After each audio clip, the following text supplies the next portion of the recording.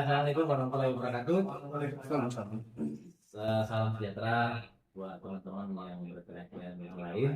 Dan saya berbicara teknis yang ingin saya tegaskan adalah pertama kali mindset kenapa penting, kenapa penting harus ada di dalam kepala kita.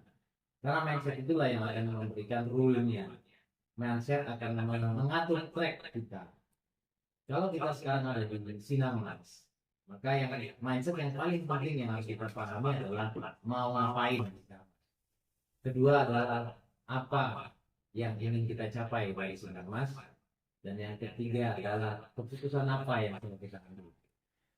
Ketiga mindset yang di dalam mindset ini adalah ada berupa goals. Goals itu berarti kan kita akan mencapai sesuatu. Kemudian kita putuskan goals itu. Kemudian kita lakukan dengan 3 cara: well plan, well prepare, dan well done.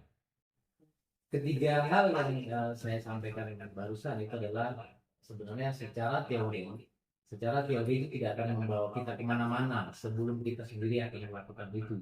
Kenapa well prepare penting? Pertama adalah well prepare, kita memberikan segala sesuatu yang kita punya dan segala sesuatu yang mungkin akan kita punya. Berarti yang sudah punya, yang mungkin akan kita punya, dan yang sudah pasti kita punya. Dari ketiga hal ini, kita breakdown lagi. Ketika kita sudah memutuskan ada di bisnis ini, maka kita mau jadi apa? Kalau saya dengan beberapa tim yang kebetulan sempat mengikuti jalan yang sekarang sedang saya ambil adalah Anda mau jadi produser atau Anda mau jadi leader. Itu adalah dua hal yang berbeda. Tetapi mindset ketika saya bertemu dengan Sinarmas dan ada program 368, mindset ini bisa kita gabung. Artinya kita bisa jadi produser dan sekaligus bisa menjadi seorang leader. Ketika kita menjadi produser, maka apa yang harus kita lakukan adalah kita perbanyak skill setnya. Kenapa perlu skill setnya? Karena produser itu adalah sesuatu yang kita ciptakan dari kemampuan kita pribadi.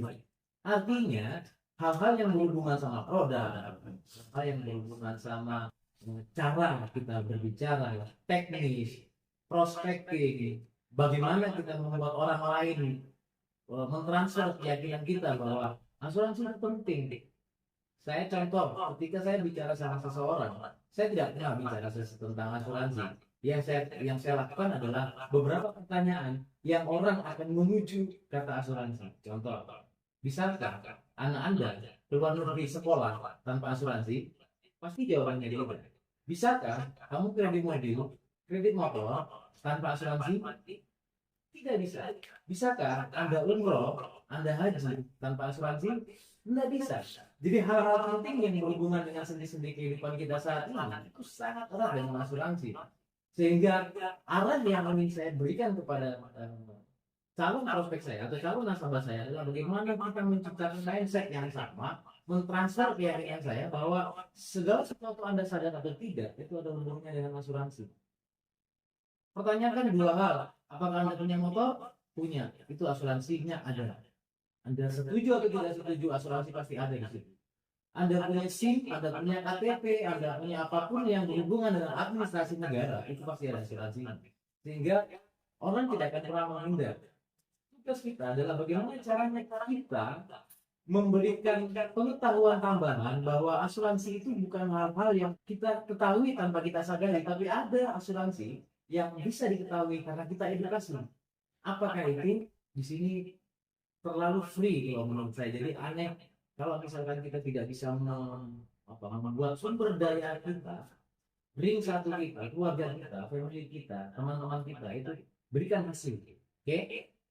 Jadi produser itu perlu yang paling adalah skill set. Saya merasa bahwa 90% menjadi seorang produser kita perlu skill set.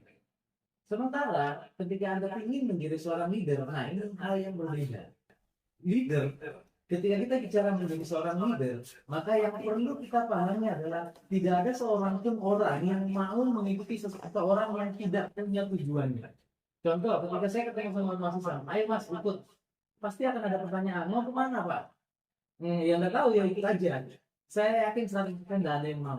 Tapi ketika saya sebagai seorang leader, saya katakan kepada teman-teman, saya mau ke sini, saya akan melakukan ini, dan akhirnya, endingnya, saya akan pensiun dengan konsep 368. Apa itu 368? Duduk dulu, ayo kita ngobrol. Maka seorang leader, itu banyak hal yang perlu kita siapkan. Leader, Anda harus siap diikuti oleh orang banyak. Artinya, ketika Anda punya 10 leader, 10 tim, berbeda caranya ketika Anda punya 100 tim. 100 tim berbeda caranya dengan Anda punya 1000 tim. Sehingga menjadi seorang leader untuk 10 orang tim, tapi masih bisa Anda handle. Tapi kalau Anda punya tim 100 sampai 1000, maka Anda harus punya alat bantu. Sehingga perlu namanya toolset. Apakah toolset itu? Adalah tools, alat. Bagaimana caranya Anda menduplikasi seseorang, menduplikasi apa yang Anda punya terhadap tim Anda. Bahkan ketika tim Anda yang Anda direct langsung mempunyai tim yang sama, maka rule-nya adalah apa yang Anda sampaikan. Toolset adalah bagaimana cara memurnikan apa yang Anda omongin. Sehingga ketika Anda bilang A kepada si B, Anda katakan Z kepada si A, maka ketika nyampe ke si X, maka nadanya sama, tidak ada yang berubah. Bahkan materi yang Anda berikan kepada 10 orang, 20 orang, bahkan di beberapa kota, tidak akan pernah berbeda. Apa itu toolsetnya? Nah, kalau Anda ingin tahu toolsetnya, saya minta waktu Anda 2 jam, bahkan sampai 6 jam.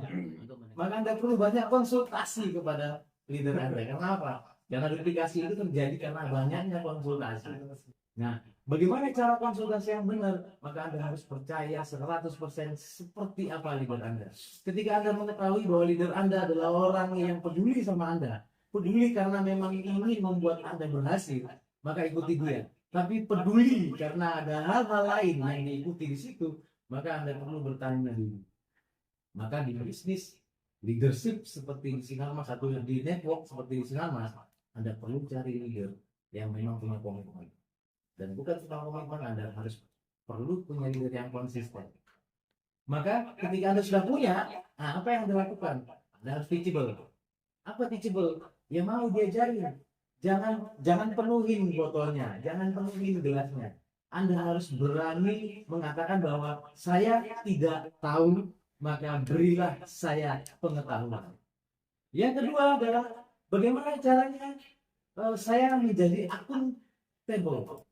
Setelah Anda menjadi teachable, Anda menjadi accountable. Kenapa? Anda harus bisa diandalkan.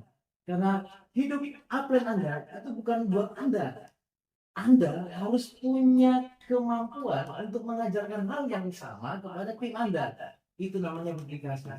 Duplikasi terjadi karena 3 hal. Anda katakan, Anda contohkan, dan Anda libatkan. Ketika Anda katakan, orang akan mengerti teorinya. Sama seperti Anda punya istri bertahun-tahun di samping Anda melihat Anda nyetir, tapi coba selama dia tidak pernah dilibatkan, dia tidak akan pernah tahu caranya menyetir walaupun teorinya dia tahu. Oke? Maka yang kedua adalah tunjukkan. Jo, lihat ya, ini kopling, ya, ini gas. Ketika Anda mau berjalan pertama kali, maka lepaskan koplingnya pelan-pelan. Ini zaman old ya, manual. Ya, manual, bukan matic ya. Anda lepaskan pelan-pelan, gasnya ditekan, koplingnya dilepas pelan-pelan, dan mobil akan berjalan. Selama berpuluh-puluh tahun kalau Anda tidak menunjukkan caranya, maka istri Anda hanya mengerti teorinya. Tapi yang ketiga, jangan lupa Anda harus libatkan. Ayo Jo, kamu yang nyetir, saya yang kontrol. Apa yang perlu dikontrol adalah bagaimana Anda melihat di mana titik kelemahannya, di mana kesalahannya, dan apa yang harus dibenarkan. Apakah haluannya, apakah cara memegang setirnya, apakah cara memandang bahwa Anda dan mobil itu adalah satu kesatuan, sehingga kalau Anda melihat di depan ada space yang masuk, itu berarti bisa. Kemampuan-kemampuan seperti itu perlu yang namanya mentor. Jadi melibatkan seseorang itu perlu mentor. Kalau orang mau pintar berenang hanya diberikan teorinya, tapi tidak pernah dicontohkan, nah, tidak akan pernah Anda bisa berenang, sama tidak akan pernah Anda bisa menyetir mobil sendiri. Nah, setelah Anda memberikan teorinya, Anda contohkan, dan Anda praktekkan, Anda libatkan dia, libatkan tim Anda untuk melakukan hal yang sama, duplikasi, berikan mereka kesempatan, berikan mereka sebuah motivasi, kepercayaan. Nah, berikan mereka kepercayaan bahwa mereka bisa seperti Anda. Ketika mereka bisa mengatakan, bisa melakukan, dan bisa mencontohkan apa yang Anda berikan kepada mereka untuk timnya mereka masing-masing, maka disitulah bisnis Anda baru akan dimulai. Disitulah leadership Anda baru mulai teruji untuk satu orang. Tapi ketika Anda punya satu orang yang bisa menduplikasi 10 orang, maka Anda tidak tahu di kedalaman berapa tim Anda akan meledak. Karena dua tipe tim Anda adalah dia sebagai gerbang atau dia sebagai basis. Ketika dia menjadi seorang gerbang, dia hanya pintu masuk untuk mendapatkan tim-tim yang bagus di luar sana. Atau dia menjadi basis bahwa dialah sebenarnya leader itu. Di kesempatan 15 menit ini, menurut saya Anda harus posisikan Anda mau jadi produser atau menjadi leader atau kedua-duanya dengan cara memakai toolset yang sudah disediakan oleh Sinarmas, bahkan yang mungkin sudah disediakan oleh leader Anda. Ketika leader Anda mengatakan bahwa semuanya sudah kami siapkan, percaya bahwa tidak ada seorang leader pun yang mau berbohong untuk menghancurkan timnya. Oke, temuin leader Anda, ucapkan terima kasih karena sudah memberikan peluang dan sudah mengingat Anda, sehingga ketika Anda nanti berkata-kata di luar sana kepada orang lain bahwa leader Anda adalah orang yang konsisten, yang layak dipercaya, dan mau membantu Anda menjadi sukses, maka kalimat itu akan menjadi pahala atau akan menjadi sebuah greget yang baru kepada tim yang Anda akan rekrut, sehingga mudah sekali untuk membuat orang lain join ketika Anda mempertemukan leader Anda kepada mereka. Temukanlah leader-leader Anda kepada tim-tim baru Anda, supaya apa? Supaya mereka tahu bahwa mereka ada di jalan yang benar, di leader yang benar, dan mungkin di perusahaan yang benar. Sekian dari saya. Assalamualaikum warahmatullahi wabarakatuh.